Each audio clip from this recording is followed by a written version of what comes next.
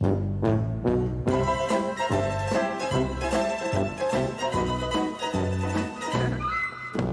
get ready to have your face melted. You'll feel these things tomorrow. Okay. Get back, I say, or I'll shoot you all like dogs. That's it! That's the Poochie attitude! Do that again! I can't. I don't remember what I did. Whoop. Any trip can be exhausting if you make a fuss. But we get on so well that there's no way that could be us. You dare challenge Megamind! This town isn't big enough for two supervillains. Oh, you're a villain, all right. Just not a super one. Yeah? What's the difference? Presentation!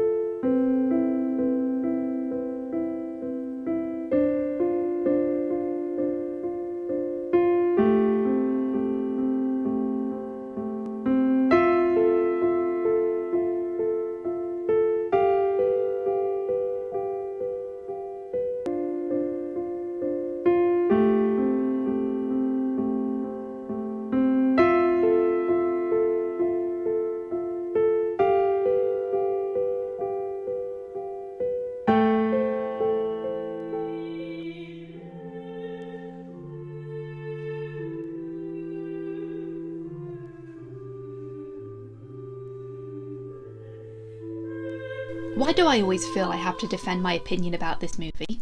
I mean, I suppose we all experience something like that, where something really, really popular comes out and all of a sudden there's a huge backlash against it and you're made to feel lesser because you like something that is popular. But aside from all the genuine controversies surrounding James Cameron's Titanic, most of the time all the complaints I hear are the love story and that bloody door, which wasn't even a door, it was a piece of wall panelling that came off the Titanic when she split. James Cameron's Titanic is where media literacy goes to die. I'm just going to get this out of the way now so we can all shut up about it and move on. It was not a matter of space, it was a matter of buoyancy. Only one person could get on it and still keep the top side out of the water. Jack tried to get on it as well, but it capsized, and neither of them expected the lifeboats to take so long to return. If you want to blame anyone for Jack's death, you should blame Cal. If he hadn't chased the two of them back inside the ship with a gun, they might have survived by staying on the port side deck and standing on top of Collapsible B. But as it is, by the time they got back to the deck, they were too far away from Collapsible B, and the angle of the ship was too steep, so they had to ride the ship all the way down. And as for that thing with Officer Murdoch, yes, that was a terrible choice. Even James Cameron regrets making it to this day. He stated openly that he was thinking too much like a writer and less like an actual historian. At least he shows that you can acknowledge your mistakes and not double down on them. It's taken me 84 years to consider what to say about this movie. In a sense, I grew up with it before I even saw it. I was 2 when it came out, so the popularity of both it and the Titanic herself was so prevalent that no one actually had to tell me that the Titanic was a ship that sank from hitting an iceberg. Just like with the death of Princess Diana. No one had to tell me it happened, I just somehow already knew. I always wanted to watch this movie, but I never got the chance until I was 10, when my sister was studying it in year 9, and she got the DVD for Christmas after watching the film at school. And honestly, I really wish I could have been able to watch it for myself without her skipping the scenes, because I was missing out on great swathes of plot thanks to her. So I had to wait until I got the chance to watch the movie for myself. Consider this was 2005 to 2006, and the only way you could watch a DVD was by watching it on your DVD player attached to your TV. And she was the only one who had a TV in her room. I came for the love story and I stayed for the ship. The actual ship, that is. Because when I was finally able to watch the movie in all its honour and glory, I wanted to know more about the Titanic. And when the days of having my own laptop and watching YouTube non-stop came along, I was always partial to watching a documentary. This movie actually achieves its purpose of making you want to learn more about the real people who were on that ship and the story behind the Titanic herself, even if it is just to correct what you think are grievous oversights. And no, I don't like Leo's hair in this film. I just don't like 90s haircuts in general. I call that style the Christian Slater serial killer curtains. And they've never looked good on anyone, male or female. Leo's hair is always sexy pushed back. Other people have already established that because the story is being told in flashback, Rose may have been an unreliable narrator. I'm inclined to believe this, like the way I am with Wolf Hall and Henry VIII and his 6 wives, but I don't think she is absolutely lying. Certain moments like those with the real people on the Titanic, especially for scenes where Rose was not present, have likely been told to Rose by other survivors, or she has overheard them while on the Carpathia. In a sense, this film has a get out of jail free card because it is told in flashback, which the CBS and ITV Titanics couldn't boast. Because without the flashback angle, the production is saying that this is what they believed happened.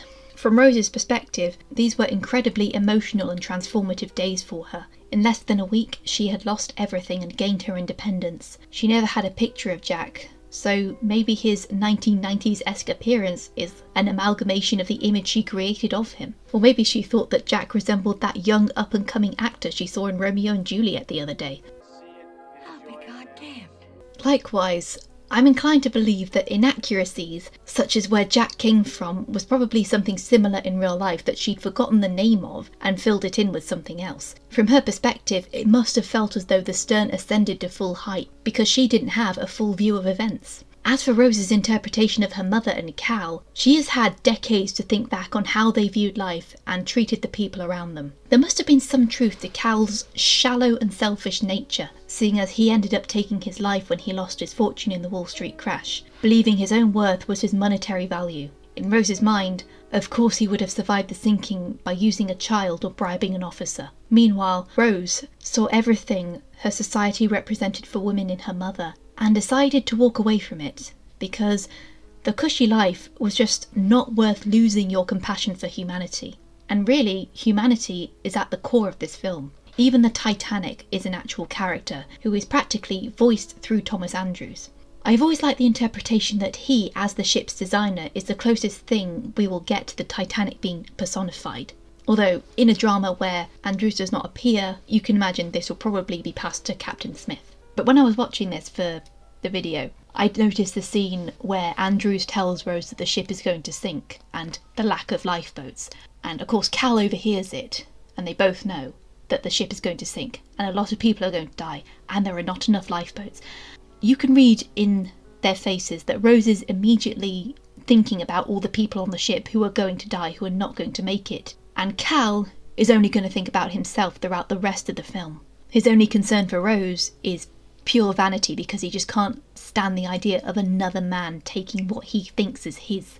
Cal does not react to lifeboat 15 coming down on lifeboat 13. When the first funnel falls and crushes Fabrizio, Cal looks more like, oh crap, I'm glad that's not happening to me, and immediately goes back to stopping people from getting into collapsible A. Meanwhile, Rose is looking at all the people around her and she's feeling helpless because she can't save them. While she does care about her own survival, she's concerned for the survival of others. Only James Cameron would have started the film with his self-insert character visiting the wreck. And yes, that is actual footage of the Titanic wreck. The point of this was to give the audience an outside-looking-in feeling. You know what's going to happen to the ship because everyone knows what is going to happen to the ship when they start a Titanic movie. We also know that Rose was going to survive, but by the time the film reaches the iceberg scene, you have been with the characters in their time period for so long. You have seen the beauty of the ship, the vibrant life that is happening in all areas from top to bottom. And first-time viewers probably forgot about the iceberg until Fleet and Lee spotted it. It is different from A Night to Remember, where it came as a sudden surprise, and though it made little impact to the majority of people on board, you knew as the omnipresent viewer that the ship was doomed. Here, however, you really do not want that iceberg to hit. Every time I watch this scene, I'm like, please, just once, can it not hit the iceberg? Cameron's self-insert Brock. These donuts are great! Jelly-filled are my favorite! Nothing beats a jelly-filled donut! And his crew begin the film only seeing the Titanic as a way to make money, and the grand majority of them are emotionally detached from the people who died, where Brock gives an insincere description of the ship. Hey, I know! I'll use my trusty frying pan as a drying pan! You're so full of shit, boss.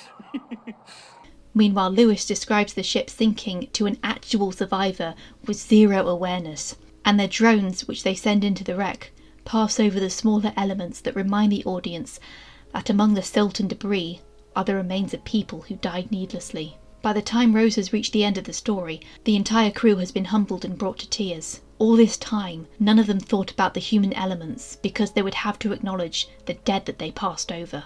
The final ending scene with Rose joining the dead on the Titanic was perfect though, don't get me wrong. I love that scene so damn much. In my most recent viewing, the fact that I know who's who in that scene makes me cry.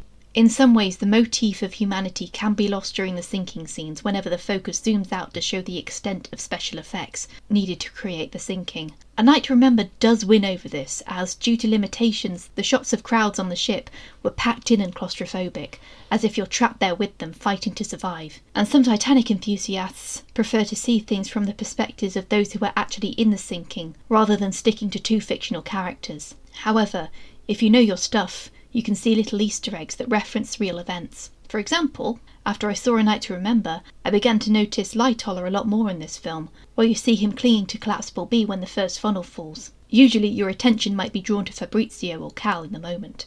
There are a lot of deleted scenes which you can find on YouTube, many of which would have benefited from being left in the final cut. And I would love to see a grand extended edition of the Titanic, with all deleted scenes added back in. Well, all the good deleted scenes added back in. I wasn't a fan of the Lovejoy and Jack fight. In some ways it does help the film make a little more sense. There's also more time spent with the real life characters, including the acknowledgement of the Strausses before they are seen during the Nearer My God to Thee segment. As for the real life people, I really think the casting was near flawless. Bernard Hill was always perfect for the role of the older authority figure facing his final hurrah.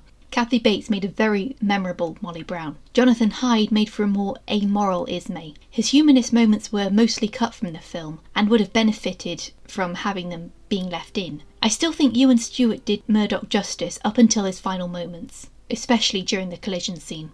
When I read about the trivia surrounding the production, and how James Cameron believed in making the movie as authentic as possible, even though he believed that the film was going to bomb at the box office because of how expensive it was, much like that Cleopatra movie with Elizabeth Taylor, I just can't bring myself to dislike it. Furthermore, James Cameron is dedicated to the details within this film, sometimes making himself his worst enemy. But I genuinely believe that he wanted to help people understand the humanitarian crisis surrounding the Titanic, even though it happened so long ago. And a popular story like this mustn't be boiled down to a mere commodity. When you see the Titanic as a mere object, or a large series of objects given the state of the wreck, that is how you end up with a flimsy submersible approved by no authoritative bodies and ending up first in the queue for stupid deaths. I have nothing against the people who paid to go in it, but the guy who owned it made his own bed. And then it imploded. So yeah, I bet you were expecting this or A Night to Remember to be in the number one spot. It was really hard for me to make the decision, so I'm putting something else in the number one spot. Something that has been a work in progress for over a decade and hasn't technically come out yet, but the developers are sharing their progress over and over, and it is so beautiful, such a wonderful piece of art that I have to talk about it because some people might not know about it. So let's get on it. Let's talk about the number one spot.